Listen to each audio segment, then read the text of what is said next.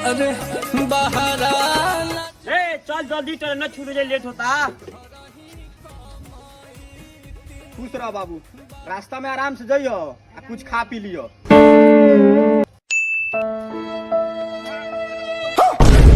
अबे साले सामान का अच्छा तो तोर बाबूजी पूछे तो का बताइबे। बात साला बाबूजी पूछे तो कह देम सामान सब चोरी हो गई। बाप रे, रात ना रहे तोरे साथे बाहर जाए के, हम अकेले ही चल गए रहती। केहू अपन बैगो फेंक दे ना तो लोग कोई बाहर जात तो रास्ते में लौट के आवता। ते का चाहता रे, लड़की के चक्कर में अपना 5000 के बैग फेंक दी, तो 10 रुपया का झोरा रहता तो फेंक दलबे। चल ठीक बा, लेकिन गांव में केहू से बताइए मत ना तो बेइज्जती हो जाए। अच्छा और अभी तो रुको, आज शाम के बोला है तो टाइम से चली एक जगह चलक बाटे।